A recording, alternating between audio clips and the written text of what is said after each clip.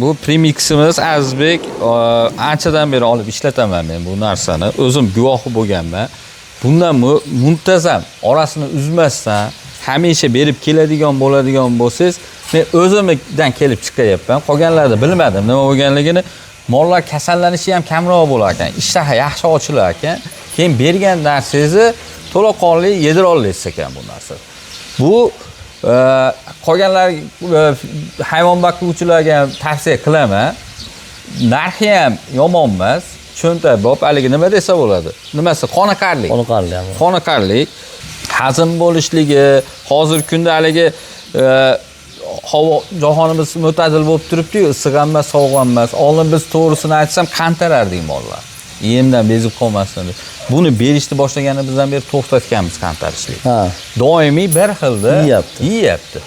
Shuni ayta olmayman men. Buni 500 grammini, masalan, bitta paketda, ichida bitta paket 500 gram 250 kiloga tavsiya qilyapmiz yemga. Endi ko'pchilik odamlar aytayaptiki, buni bir choy qoshiqdan beryapmiz. Hali oz ko'rinyapti-da ko'ziga. Biz haligi 50 gram, 100 gram beramiz, ko'proq bunday bir siqim tashlasak deganda, bunga talablardan kelib chiqib, xudo xolasa yangi proyekt qilganmiz. 25 kilolik qoplarda, xudo xolasa buni konsentratsiyasi o'sha masalan buni bir choy qoshiqda o'rniga 50 gram beradi yoki 100 gram beradi.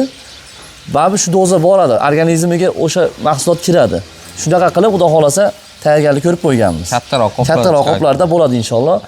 Plusi probiotiklar, yana aytib o'tyapman odamlarga, buni plus probiotiklar, bu tabiiy narsalar, probiotiklarda o'zingizlar internetga kirib ham o'rganinglar, ziyoni yo'q. Bu vitamin, minerallar borda, o'shalarni yaxshiroq sindiradi, yemini ham yaxshi hazm qiladi, ich o'tishi kam bo'ladi, deyarli bo'lmaydi. Siz hali siliozlaringizdan ich o'tib qoldi, bunaqa narsalar. Mana shu paytgacha kuzatdingizmi, kuzatmadingizmi ich o'tishi sizda? Yo'q, menda ko'p bo'lmadi unaqa narsa. Probiotikda xudo xolasa sabablardan ichida varsinka, ya'ni o'sha to'qimalarini ichida mayda nimalari bo'ladi. Varsinka deydi, o'sha bir tuklari bo'ladi. O'shalar ovqatlarni, yemlarni, donli mahsulotlarni so'rilishlariga yordam beradi. Shunga probiotiklar tikalab rag'batlantirib turadi shu narsalarni. Albatta bizni kuzatishda davom eting.